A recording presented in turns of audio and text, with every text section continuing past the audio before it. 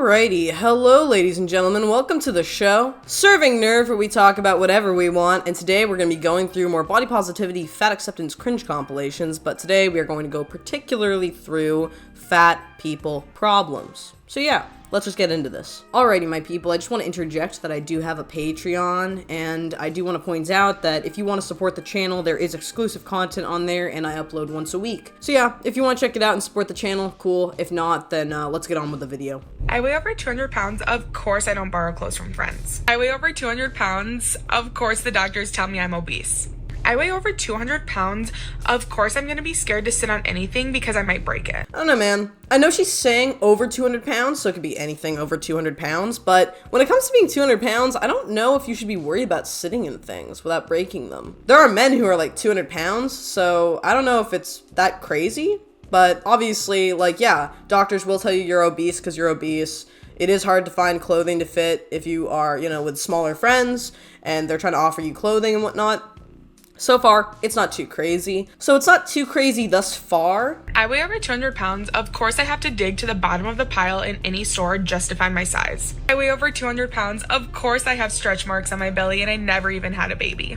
I weigh over 200 pounds. Of course, I ask the weight limit before I do anything. Yeah, I mean, you're gonna hit those points where, yeah, you have to check, weight limits on things. If you're over 200 pounds, 300 pounds, 400 pounds, I mean, that's when it gets up there and it gets crazy. When it comes to stretch marks, that's actually pretty interesting. I have stretch marks as well. A lot of people do. It's a natural part of growth in some regards. I've got them on like my knees and stuff. And I don't know about you guys, I have to ask this. I scar super duper easily, particularly on my legs, which I find fascinating. There's no particular reason as to why I don't think. It could be circulation or something, but I think it's genetic. Do any of you guys have the same problems? Because I find there are certain areas of my body that scar much more easily. But yeah, when it comes to stretch marks, there is a point where when you are overweight or you're rapidly gaining weight, your skin will not be able to even stretch to accommodate it accordingly, which is where stretch marks usually come from. It's from like rapid, gain usually, or rapid growth. So it's pretty interesting, but again, like stretch marks are not really the concern here as much as the overall weight that you're carrying is. I'm over 200 pounds, and of course people tell me, at least you have a pretty face. I weigh over 200 pounds. Of course I've tried every diet in the book.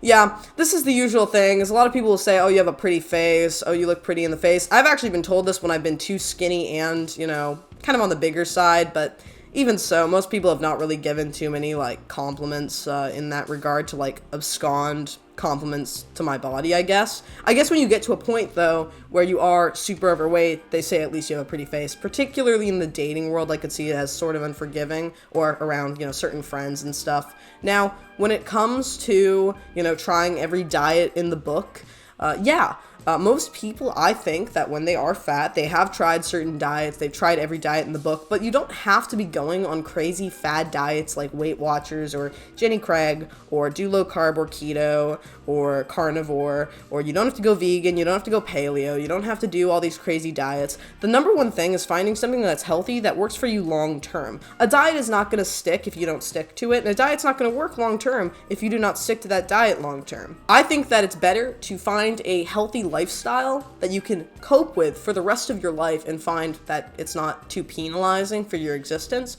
That's where having a healthy body weight and maintaining a healthy body weight comes from. It's from a long-term dietary intake. So yeah, I really don't like the idea of adopting diets and then dropping diets, yo-yo dieting, fad dieting, picking up things, and then just giving up on them when they don't work, where they don't satisfy you. And I think most of the time that's what people do, which is unfortunate. I weigh over 200 pounds. Of course I have the same stats as an NFL football player. I don't know about that. I don't know, man. That's weird. But anyways, yeah, a lot of these are pretty relatable issues for a lot of people. Personally, I've also had issues fitting into clothing, borrowing clothing from friends, adopting diets, dropping diets, picking up things, putting them down. A lot of people have these struggles. They're pretty common struggles, and the best thing is to not just give up and appeal to being fat and, more so risking your health. Finding something that works for you long term is the number one thing you want to do. I get this is a big TikTok trend right now to be like, I am this.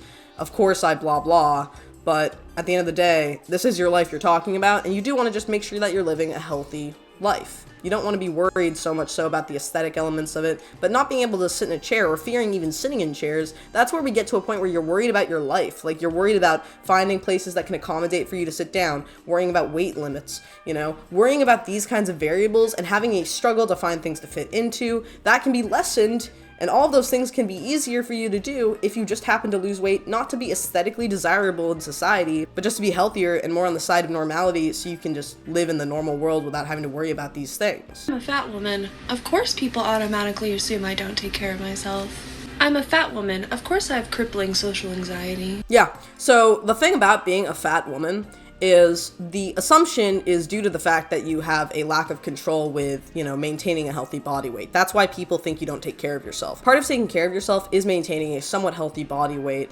And if you, can't do that, some people will perceive it as you aren't taking care of yourself properly. You're not giving yourself adequate, healthy food, and you're overindulging in things that are considered unhealthy. It could be incorrect. It could be a poor assumption. There are people who come from being severely overweight and then they start taking care of themselves, and people still make that assumption because they might not be the perfect weight. There are also people who might have some hormonal issues or some genetic variability. Maybe they aren't considered the perfect body, and people still think they don't take care of themselves.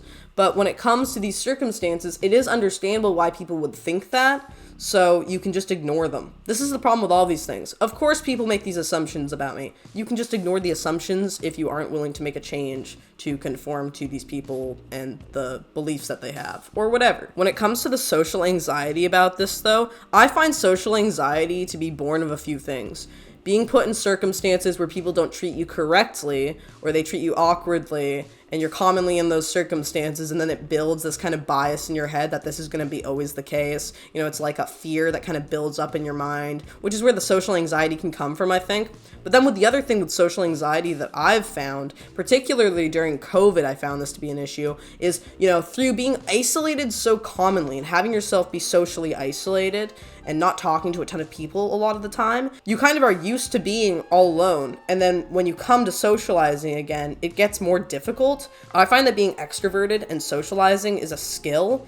It's something that you work on and you hone. It's not something that you're inherently born with or born without. It's born from your social interactions throughout your life, or a lack thereof, which is why I think people can go from being introverted to extroverted and extroverted to introverted. And you can kind of have a mix of that kind of thing in between and whatever. There are people who are also very introverted by nature that can act very extroverted on the outside and interact with people completely normally, and vice versa. So again, I think it's something that everybody can work with, and if you struggle with that, it's worthy of playing your hand at to try and get better with, just so that you can socialize a little easier, and it makes life more desirable.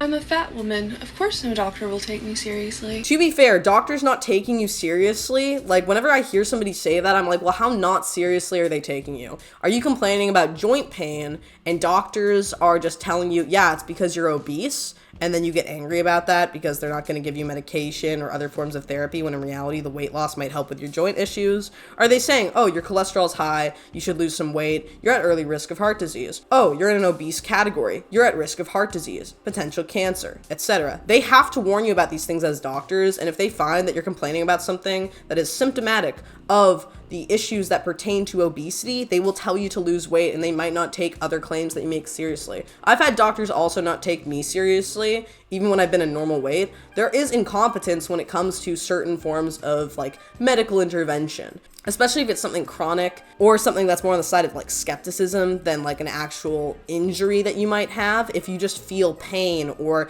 you don't feel good, or you feel sick, or you feel something, instead of have a direct injury, like a traumatic injury, doctors will be more like, well, it's probably this because you're in this age range, you have this weight class, you're in X, Y, and Z things, and then they might not take you seriously. It just is what it is, and doctors do tend to do that a lot. There is a lot of times where I've faced medical, incompetence, especially coming from Canada, where they don't give a crap about you. But if a doctor tells you, hey, this is a common issue for somebody overweight, and you don't do anything about it, then it's probably your own problem than the doctor's problem. This is your life. Like, that's the other issue I have with this, is doctors not taking me seriously. They might not be, but they also very well may be just telling you what they should be telling anybody with your symptoms in your weight category. So again, that's my opinion when it comes to doctors not taking people seriously. Sometimes if you just have a really common symptom and are a really common body weight, they're just gonna assume, and they might not run tests, but usually they'll still run some basic tests to just assess what's going on with you anyways. I'm a fat woman.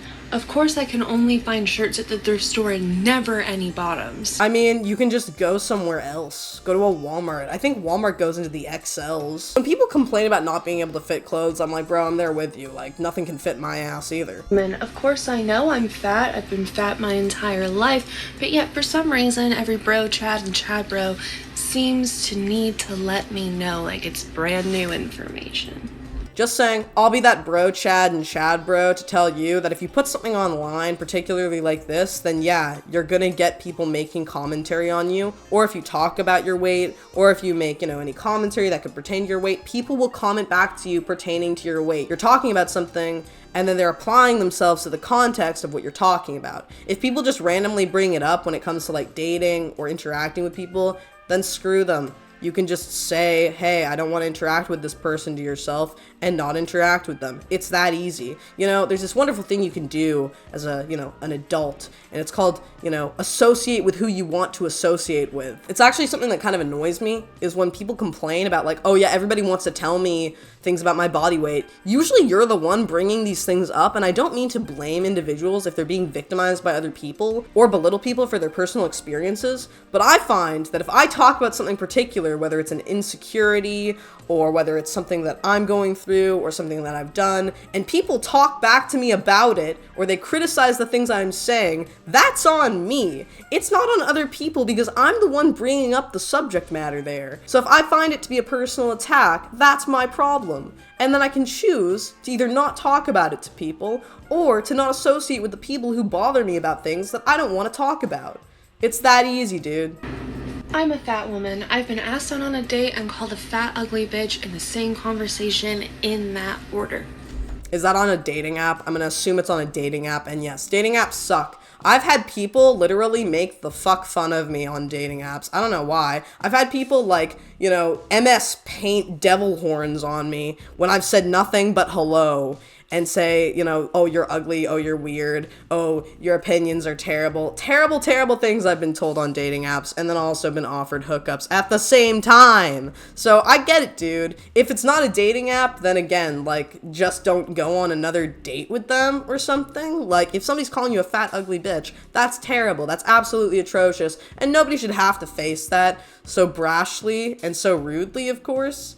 But again, you can just choose not to associate with the people who say those things to you. You can choose also not to go on dates with people who make comments in that regard to you. So again, this is just part of life. People say horrible things to one another, particularly on dating apps in the dating world. It's really weird. I feel like with dating apps particularly, it's because they don't actually think of you as a person if you're just in a chat or on an app.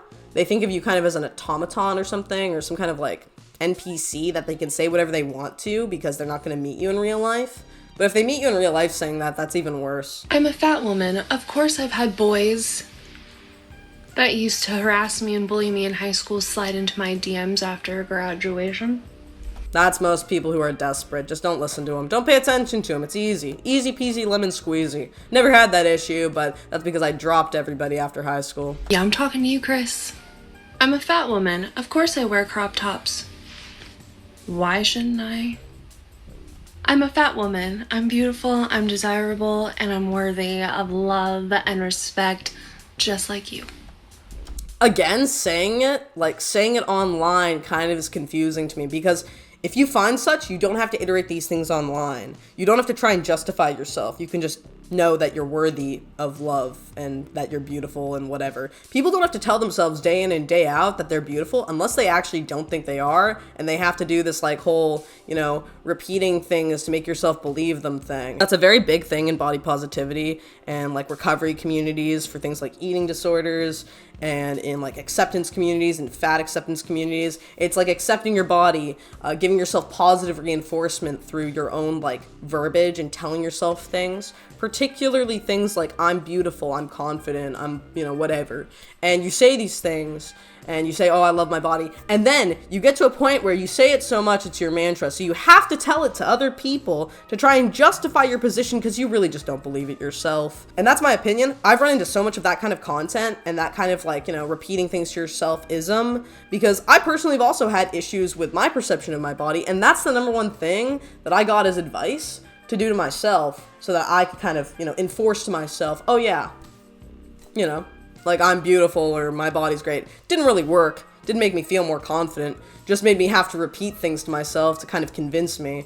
But, that is what it is. That's my opinion though. So tell me what you guys think in the comments below. Do you agree? Do you disagree? What do you think about all of this? And yeah, that's it. So I hope y'all enjoyed, my people, and I will see you all next time. It has been lovely. Slater.